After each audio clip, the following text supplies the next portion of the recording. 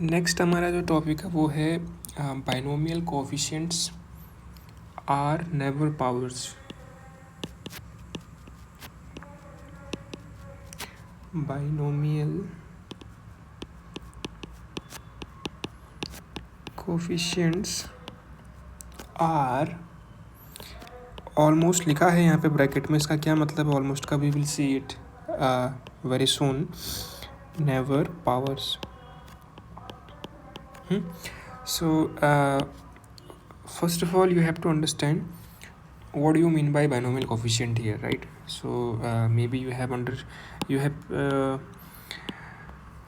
have read this thing that binomial coefficient क्या होते हैं. Like if I ask you how do you calculate n r और k, right? Because book में k का use किया है बार बार, तो अगर तू इसको कैलकुलेट करना चाहे तो how can you calculate it? n-1 n-2 dash dash dash dash n-k+1, right, upon k factorial, right? This is how you calculate it. अब नाउ इसका ये जो पूरा नंबर आया, this is a number, right? This thing you agree? इतना समझ में आता है कि ये नंबर है. तो अगर ये नंबर है तो उसी नंबर को हम कोफिशिएंट बोलते हैं, बाइनोमियल कोफिशिएंट बोलते हैं, क्योंकि ये चीज़ बाइनोमियल एक्सपेंशन में आती है, जिसको हम आगे यूज भी करेंगे. जो बाइनोमियल एक्सपेंशन तुमने पढ़ा होगा ना, 1 + x⁻n = nc0 x⁻n plus dash dash dash dash करते करते इसका जो एक्सपेंशन होता है, उसके जो कोफिशिएंट्स होते हैं उनको बाइनोमियल कोफिशिएंट बोलते हैं, nc0 nc1. तो वही यहाँ पर nck है यहाँ पर, इसलिए इसको बाइनोमियल कोफिशिएंट बोलते हैं. फर्स्ट ऑफ ऑल ये तुझे पता होना चाहिए कि इसको बाइनोमियल कोफिशिएंट बोलते क्यों हैं. नाउ अब क्या बोला गया कि binomial coefficients are almost never powers. मतलब जो ये नंबर आएगा, ये नंबर जो होगा वो किसी के पावर में लिखा जा सकता है या नहीं लिखा जा सकता, ये हम देखना चाह रहे हैं. सपोज कर ले मैं तेरे को एक एग्जांपल देता हूँ कि कौन सा बाइनोमियल कोफिशिएंट नंबर एक किसी पावर के नंबर में लिखा जा सकता है, right?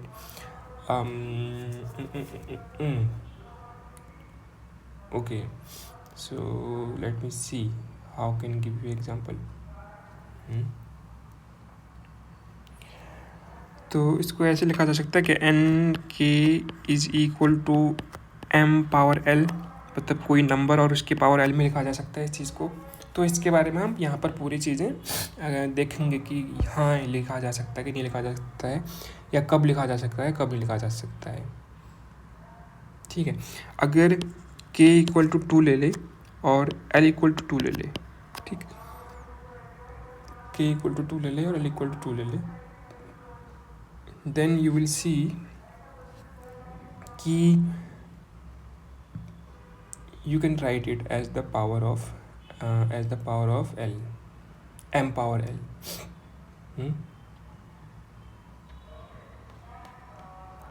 Suppose if you take now n = 4, so 4 2, तो जो nk था वो क्या बनेगा? 4 2. How can you right 4 2? 4 2 is 4 into 5 and 1 into 2, so this will become 10. This will become 10. And now can you write this as m⁻l, m⁻2, something like this? No, you can't write, right? You can't write it like this. So this is not a solution. मतलब ये इस case में नहीं हो सकता है, ये एक पॉसिबल सॉल्यूशन नहीं हो सकता है. ठीक है, this is not a solution. But बात ये है कि अगर सॉल्यूशन मतलब समझ रहे हैं ना कि कौन सा n कौन सा k लूँ कि ये इस टर्म्स में लिखा जा सकता है, इसका ये सॉल्यूशन, ये वाला सॉल्यूशन तो नहीं. तो अब यहाँ से डिफरेंट केसेस हैं, आई थिंक 3 या 4 केसेस हैं कि कब हम इसको परफेक्ट स्क्वायर के फॉर्म में लिख सकते हैं, कब नहीं लिख सकते हैं. जो पहला केस है, अगर मेरा k और l दोनों की वैल्यू सेम है और वो 2 है, तो यानी कि n और 2 और ये m और ये 2 है, ऐसे ये पर्टिकुलर केस अगर है, तो इस केस में हमारे पास इन्फाइनाइटली मेनी सॉल्यूशंस हो जाएंगे. ये लिखा भी इन्फाइनाइटली मेनी सॉल्यूशन, मतलब मतलब जो ये अब कौन से में ये, क्योंकि के और एल फिक्स है ना, तो अब मैं कौन से एन कौन सा एम पिक करूं कि ये इक्वेशन सेटिस्फाई हो जाएगी। इक्वेशन सेटिस्फाई हो जाएगी तो मतलब ये एम स्क्वायर के फॉर्म में लिख सकता हूँ। तो वो कैसे पिक करना है, क्यों पिक करना है और वो आया कहाँ से, उसका बहुत लंबा कैलकुलेशन होता है, but you can forget it about. तो देख पहला सॉल्यूशन हो सकता है, देख अगर मैं n इक्वल टू 2 ले लूँ और m इक्वल टू 1 ले लूँ, देख काम करेगा ना। 2 is nothing but LHS find out कर पहले। 2 इज़ 1 और RHS फाइंड आउट कर। RHS फाइंड आउट कर, 1 square is 1, so it is working right. LHS equal to RHS, तो इसको कैसे लिख सकते हैं, तो 2 इज इक्वल टू 1 स्क्वायर ऐसे लिख सकते हैं। तो ये दिख गया ना हमें कि जो बाइनोमियल कोफिशिएंट है वो किसी के पावर में लिखा जा सकता है, ठीक है। जो बाइनोमियल कोफिशिएंट था यहाँ पर वो इसके पावर में नहीं लिखा जा रहा था, इसको हम नॉट इक्वल टू 0 लिखेंगे। और जिसके पावर में लिखा जा रहा है that has to be integer right, ये इंटीजर होना चाहिए। 1 का स्क्वायर लिखा जा रहा है तो इंटीजर होना चाहिए।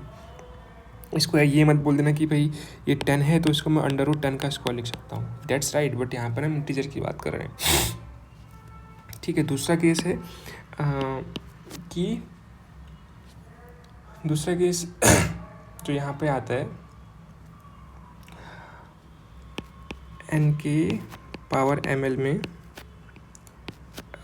if k equal to 2 and l is greater than 2, ठीक, then there is no solution,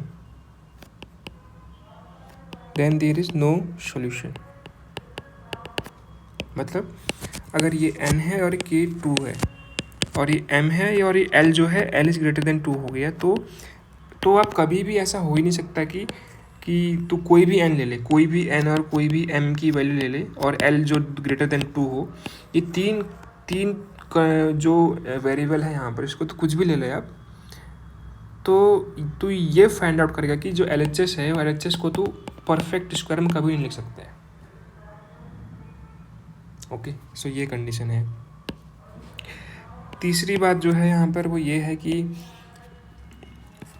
n के ml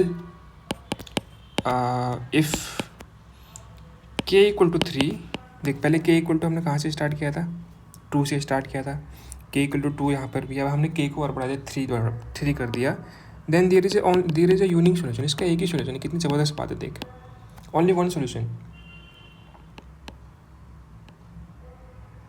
इसका एक ही सोल्यूशन निकलता है और वो है तेरा जो ये n के इक्वल टू ml है ना, ये तो यहाँ पर n equal to 50 and m equal to 140 और l इक्वल टू 2। तो इसको याद करने की ज़रूरत है नहीं, बट बोलना तो चाह रहा हूँ, उसको समझ। ये आएगा 50, k था हमारा 3 और इसको तो ले सकता है 14 की पावर 2 ऐसे। तीसरा केस है, ठीक है। चौथा केस n के m power l for k is greater then 4, हमने k 3 लिया था ऊपर, अब k की वैल्यू 4 या 4 से बड़ी है, equal to 4, greater than equal to 4 and l is greater than equal to 4, then there is no solution.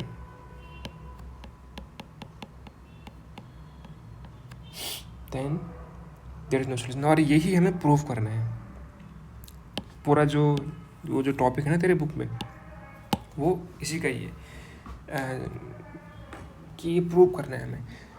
तो देख रहे हैं ना कि कुछ ही केस हैं जहाँ पर जो बाइनोमियल कोफिशिएंट है, देख यहाँ से देख, जो ये NCK है, यहाँ पर n कोई भी इंटीजर हो सकता है, k कोई भी इंटीजर हो सकता है ग्रेटर देन इक्वल टू 1 के बराबर, ठीक है, और k तो 0 भी हो सकता है। तो हमने क्या बोला कि जब एक ही कंडीशन है, जब k और l बराबर होंगे और 2 के बराबर होंगे तो इन्फिनिटेसिमल सॉल्यूशन हो सकते हैं। पहली बात, यहाँ पर हम उसको लिख सकते हैं परफेक्ट स्क्वायर के फॉर्म में।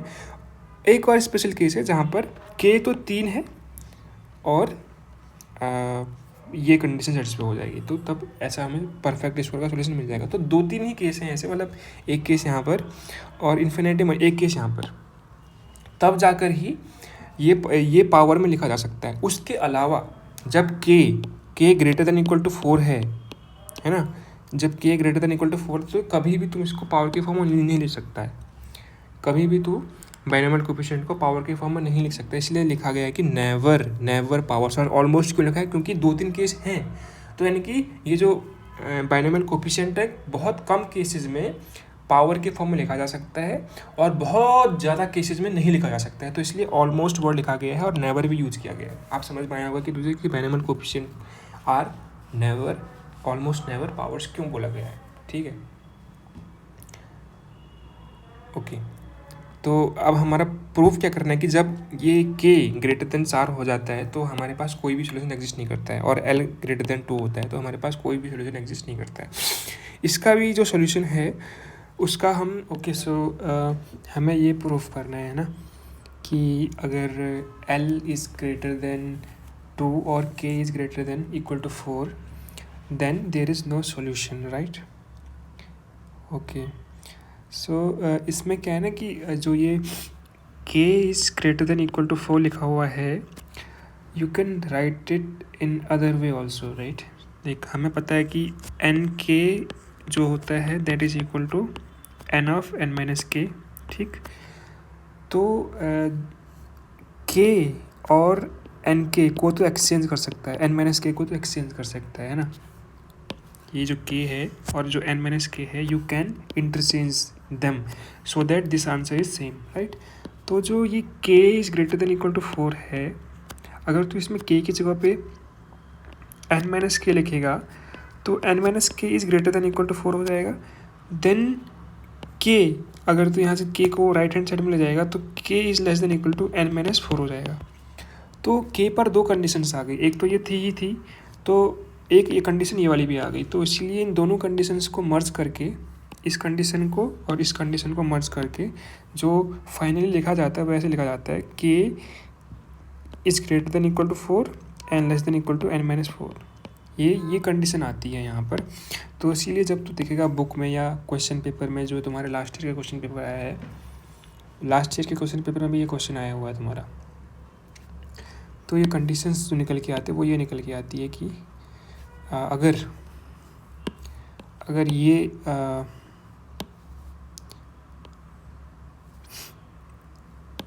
अगर L is greater than equal to 2 और K is this thing, then this has no solution, right.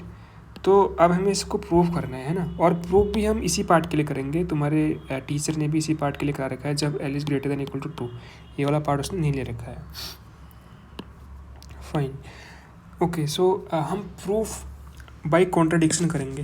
Proof by contradiction, ये बहुत बार मैथ्स में यूज होता है। इसका मतलब क्या है? प्रूफ बाई कॉन्ट्राडिक्शन का मतलब क्या है कि हम एक अजम्पशन लेते हैं। ये टेक्निक है, मतलब लॉजिकल टेक्निक है किसी भी प्रूफ को करने की। हम एक अजम्पशन लेते हैं और जो अजम्पशन होता है वो जो प्रूफ का स्टेटमेंट होता है उसका ऑपोजिट होता है, उसका रिवर्स अजम्पशन लेते हैं और यहाँ से हम कॉन्सिक्वेंस निकालते हैं कि उस अजम्पशन को करने के बाद, ठीक है, वो चीज़ मानने के बाद क्या तुम्हारे पास रिजल्ट आया। तो C1 यानी कि कॉन्सिक्वेंस 1, कॉन्सिक्वेंस क्या परिणाम आया, कॉन्सिक्वेंस 1। ऐसे ही उसी को यूज़ करके कॉन्सिक्वेंस 2। तो हम ऐसे करते करते बहुत सारे कॉन्सिक्वेंस निकाल सकते हैं, बट हमें कम से कम 2 कॉन्सिक्वेंस चाहिए, पहला और दूसरा, ठीक है। अगर ये 2 कॉन्सिक्वेंस मेरे पास आ गए और इन 2 कॉन्सिक्वेंस, ये 2 कॉन्सिक्वेंस जो है आपस में मेल नहीं खा रहे हैं, ये 2 कॉन्सिक्वेंस पॉसिबल हो ही नहीं सकते एक साथ सही होना, ठीक है। तो अगर ये प्रूफ हो गया कि ये जो कॉन्सिक्वेंस आया और ये जो कॉन्सिक्वेंस आया, ये दोनों पॉसिबल नहीं है, एक साथ संभव नहीं है। ये अपने आप में सही है, ये भी अपने आप में सही है, लेकिन दोनों एक साथ सही नहीं हो सकते हैं। अगर ऐसा प्रूफ कर दिया हमने तो इसका मतलब ये अजम्पशन गलत था हमारा, राइट। इसको बोलते हैं प्रूफ बाई कॉन्ट्राडिक्शन, राइट।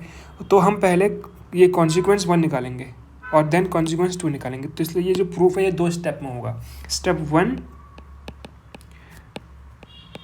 वो पहला कॉन्सिक्वेंस हमें निकाल के देगा, तो हम क्या मानेंगे, let N K is equal to M L, M की पावर एल, ये जो एम एल है ये पावर में है, एक्सपोनेंट में है, for L is greater than equal to 2। हम इसी के लिए अभी ये पूरा प्रूव कर रहे हैं, ठीक है। हमने ये मान लिया कि ये इक्वल है और इसका एक पॉसिबल सॉल्यूशन है। पॉसिबल सॉल्यूशन तब हो सकता है जब ये इक्वल होगा। समझ रहे हैं ना। जैसे ही मैंने एन के को एम एल के बराबर लिख दिया है, वैसे ही मैंने मान लिया है कि ये इक्वेशन सेटिस्फाई हो रही है। ये इक्वेशन सेटिस्फाई हो रही का मतलब सारे पॉसिबल सॉल्यूशंस मेरे पास हैं, ये मैंने अजम्पशन लिया है। और ये प्रूफ क्या बोल रहा है कि मतलब ये जो स्टेटमेंट थी वो क्या बोल रहा है कि कोई भी सॉल्यूशन पॉसिबल नहीं है, नो सॉल्यूशंस एग्जिस्ट्स। बट हमने मान लिया कि सॉल्यूशन एग्जिस्ट करता है, इसीलिए हमने इक्वालिटी का साइन यहाँ पे होल्ड करा रखा है, ध्यान रखना। नाउ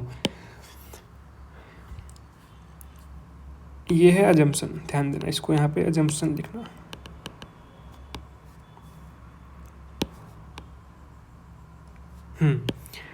यूज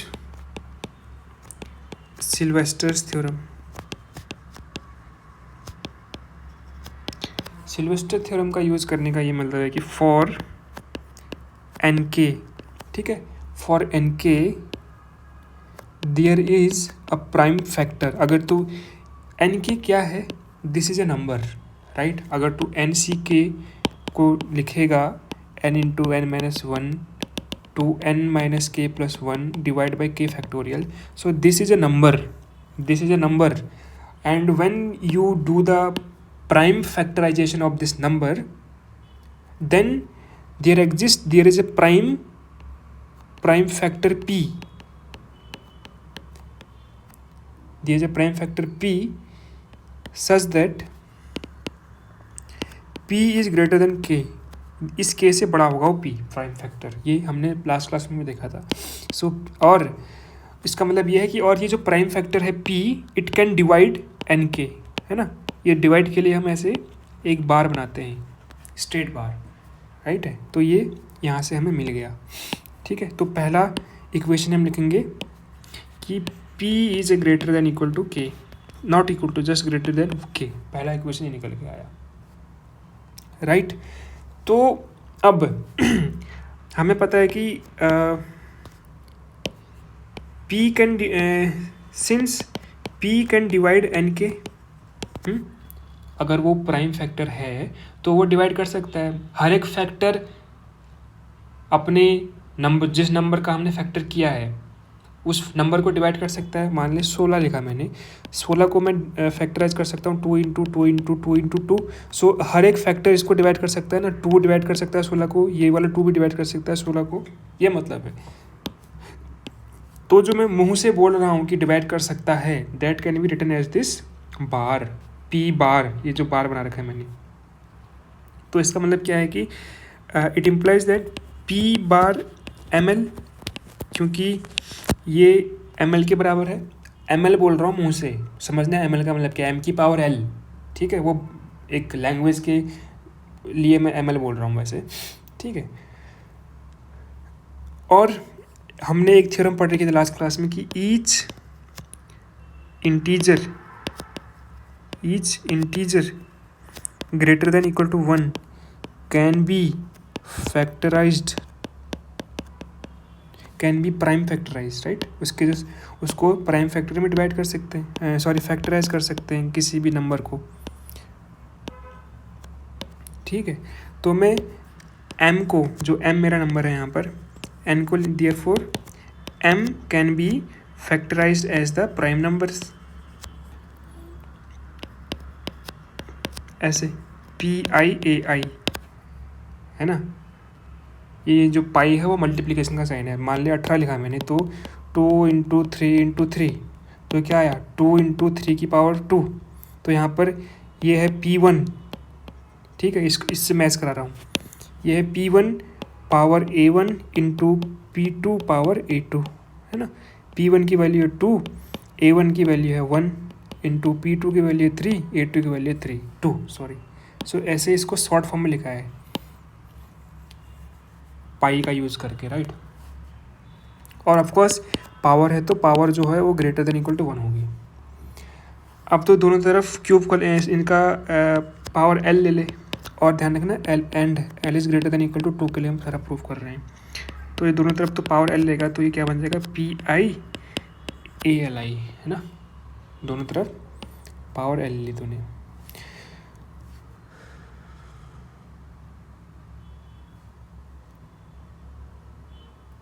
तो इसका मतलब ये है कि इन द फैक्टराइजेशन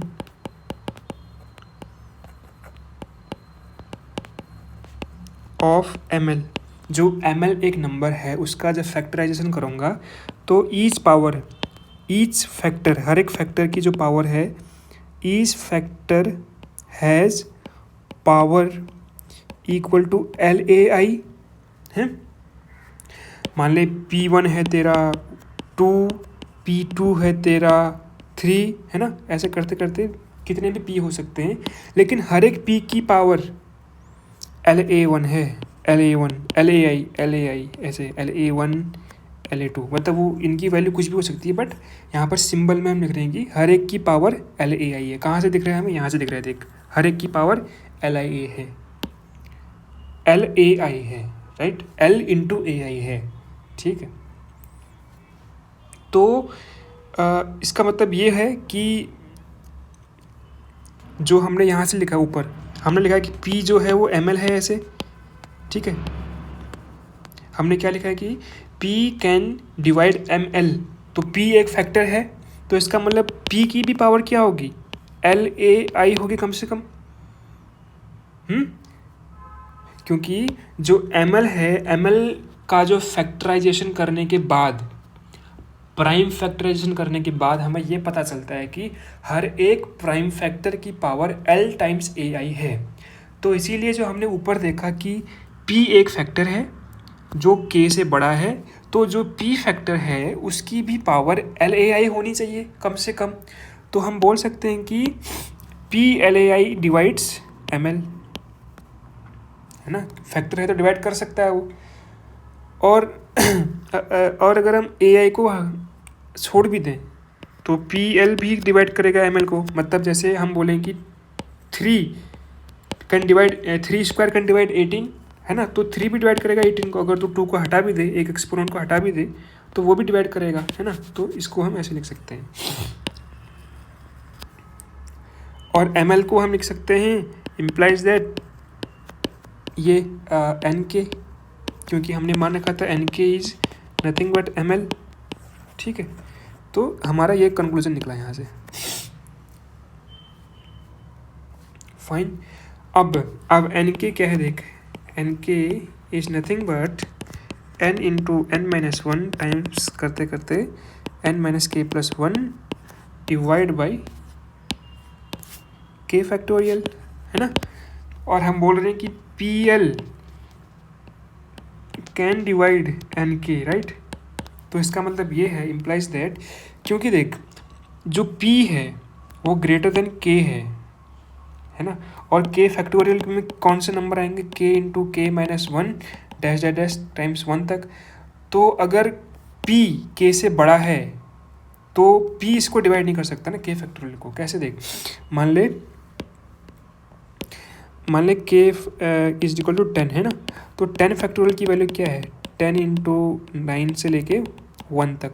और मान ले P है मेरा 13, P प्राइम नंबर है और किससे बड़ा है? K से बड़ा है। तो क्या ये जो P है इस 10 फैक्टोरियल को डिवाइड कर सकता है क्या? क्योंकि यहाँ पर जितने भी नंबर हैं वो सारे के सारे उसमें कहीं पर भी 13 आता ही नहीं है ना तो यहाँ पर इसमें कहीं पर भी 13 आता ही नहीं है, देख। तो डिवाइड कैसे होगा? नहीं डिवाइड हो सकता क्योंकि ये बड़ा है इससे। तो हम बोलेंगे कि सिंस PL या फिर सिंस P कैन नॉट, ये जो बार में क्रॉस करके can not divide K factorial, implies that. अब देख हमने क्या बोला कि ये जो PL है वो इसको डिवाइड कर सकता है, और हमने देखा कि ये डिवाइड नहीं हो सकता, तो कौन सा डिवाइड होगा? ये डिवाइड होगा। So implies that PL can divide n into n-1 into n-2 dash n-k+1, इसको डिवाइड कर सकता है राइट। और कोई चीज़ इसको डिवाइड कर सकती है, तो इसका मतलब ये है कि जो पी एल है वो किसी एक या तो एन को या n-1 को या किसी एक को वो काट रहा होगा, ऐसे कैंसिल कर रहा होगा।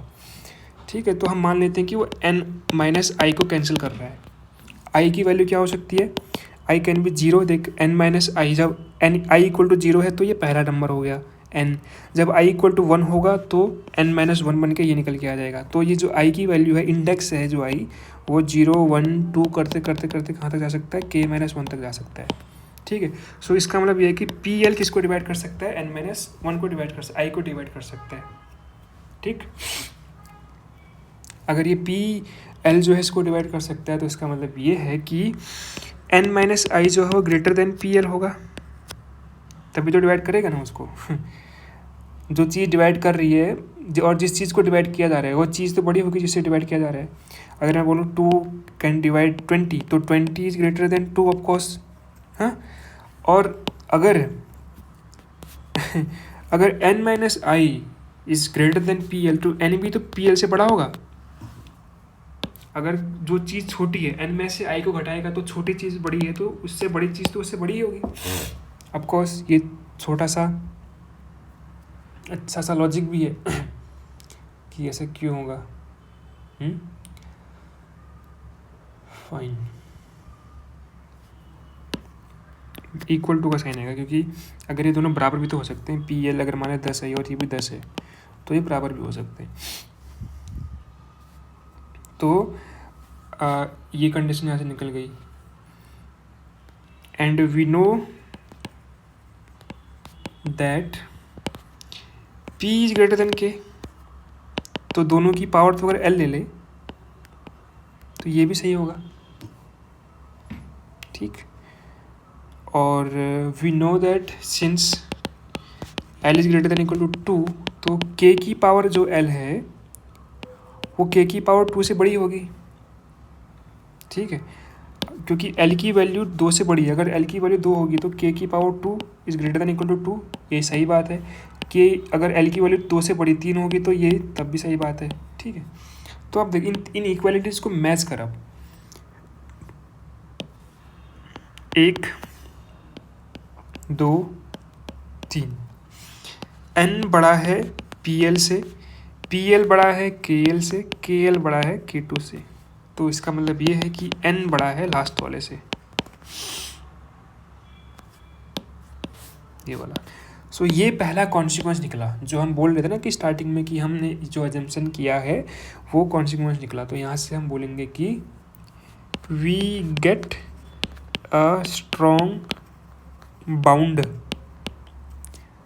लोअर बाउंड है, मतलब जो ये स्ट्रॉन्ग लोअर बाउंड, जो n था हमारा वो k² से बड़ा होना चाहिए या k² के बराबर होना चाहिए। ये कॉन्सिक्वेंस जो हमने n के लिखा था ना, तो इसमें जो ये अब n है वो कुछ भी नहीं हो सकता, ये इसको k² से बड़ा होना पड़ेगा, तब जाके ये इसके बराबर होगा। ये हमने पहला कॉन्सिक्वेंस निकाला।